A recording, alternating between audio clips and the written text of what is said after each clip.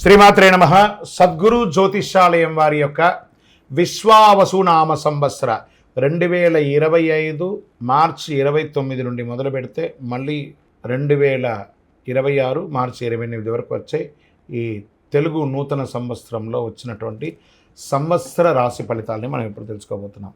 ప్రతి ఒక్కరికి ఏముంటుందంటే, గురుగారు నాకు ఎలా ఉండబోతుంది ఈ సంవత్సరం, నాకు ఆరోగ్యం ఎలా ఉంటుంది, నాకు ఐశ్వర్యం ఎలా ఉంటుంది, నా వ్యాపారం ఎలా ఉంటుంది, నాకు ఉద్యోగం ఎలా ఉంటుంది, నాకు అసలు ఉద్యోగం వస్తుందా రాదా, నాకు వివాహం అవుతుందా అవదా, నాకు సంతానం కలుగుతుందా కలగదా, నా వ్యాపారం అభివృద్ధి అవుతుంది, నేను విదేశాలకి వెళ్తానా వెళ్ళనా, ఎన్నో ప్రశ్నలతో కూడినటువంటి ఆ ప్రశ్నలకు సమాధానమే ఈ గోచార గ్రహస్థితి. ధనుసు రాశి మూలా నక్షత్రం మరియు పూర్వాషాఢ నక్షత్రం మరియు ఉత్తరాషాఢ నక్షత్రం యొక్క మొదటి పాదంలో పుట్టిన మీరు ధనుసు రాశి వారుగా పరిగణించబడుతున్నారు.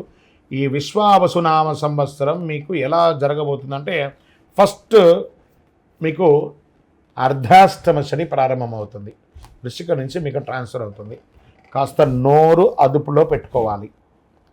ధనుసు రాశి మిత్రులారా, మీరు ముందు నోరు అదుపులో పెట్టుకోవాలి. ఫస్ట్ ఈ సంవత్సరం ప్రాముణ కానీ సంవత్సరం చాలా బాగుంటుంది. తృతీయ శని కావున చాలా వరకు అనుకూలుడు. రుణ విముక్తి, భూగ్రహ సంపాదన, ఉద్యోగ ప్రాప్తి కలుగుతుంది. స్వబుద్ధితో యత్నించి కార్యక్రమాలను సత్పవి బాగుంటారు. అన్నదమ్ముల యొక్క వర్గంలో గల పేచీలు పరిష్కరించబడుతుంది. అర్ధాష్టమ శని ఒకటచే విశేషించి శ్రమకారకుడుగా ఉంటున్నాడు. ఈ కాలము అనేక సమస్యలు వచ్చే అవకాశాలున్నా ఎదుర్కొనే శక్తి ఉంటుంది. జాగ్రత్త అవసరము. కళత్రపీడ, ఆస్తి ఇబ్బందులు, శారీరక మానసిక శ్రమ, స్వస్థన అని వాత బాధలు కలిగే అవకాశాలు ఉన్నాయి. ఆరోగ్యం పట్ల జాగ్రత్త. ఏదైనా గాయం తగిలే అవకాశాలు మీ శరీరంలో ఎక్కువ శాతం ఉంది కాబట్టి జాగ్రత్త. భార్యాభర్తల మధ్య విభేదాలు మిశ్రమంగా ఉంటుంది, కాస్త జాగ్రత్తగా మాట్లాడుకోవాలి. చైత్ర వైశాఖములందు షష్టమ గురు, కార్తీక మార్గశిరునందు అష్టమ గురువు అగుటచే శత్రుజ్ఞాతి బాధలు, చోర రోగ బాధములు అధికమయ్యే అవకాశాలు కనబడుతున్నాయి. మిగిలిన సమయం అంతా సప్తమ గురువు అగుటచే, మిగిలినంతా ఆ ఒక్క సమయం తప్ప మిగతా సమయం అన్నింటిలోనూ 7వ స్థానంలో గురువు మీకు యోగాన్ని కలిగిస్తున్నాడు. అందుకే గురు చూసిన కోటి లాభం. శని భగవానుడు అర్ధాష్టంలో ఉన్నా గురువు మీకు యోగం చేస్తున్నాడు కాబట్టి చాలా అద్భుతాలని అవకాశం, ఆస్తి కొనుక్కునే అవకాశం ఉంది. రియల్ ఎస్టేట్ రంగం వారికి చాలా బాగుంది. స్పెక్యులేషన్, షేర్ మార్కెట్ వారికి ఇది చాలా బాగుందండి. ఏదో కేసు, ఎప్పటి నుంచో కోర్టు కేసు ఉన్నాయి చూసారా, అవన్నీ తొలగిపోయే అవకాశాలు ఉన్నాయి.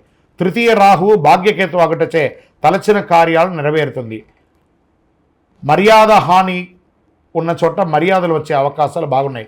సంవత్సరం అంతా కుజుడు అనుకూలంగా లేడు కాబట్టి కాస్త జాగ్రత్తగా ఉండండి. ఇతరులతో మాట్లాడేటప్పుడు, వాహనం నడిపేటప్పుడు, ఏదైనా ఒక కలహం వచ్చినప్పుడు మీ నాలికను, మీ నోరుని కంట్రోల్ పెట్టుకుంటే అన్నీ సెట్ అయిపోతుంది.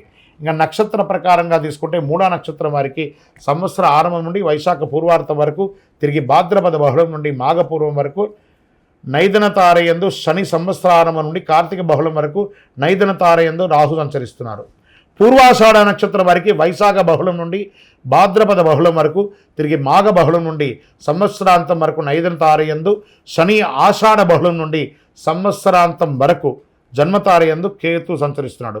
ఉత్తరాషాఢ వారికి సంవత్సర ఆరంభం నుండి ఆషాఢ బహుళం వరకు జన్మతారయందు కేతు సంచరిస్తున్నాడు. మొత్తం మీద ఈ సంవత్సరంలో 70-30గా మీకు తీసుకోవచ్చు. 70% అనుకూలం, 30% ప్రతికూలం ఉంది.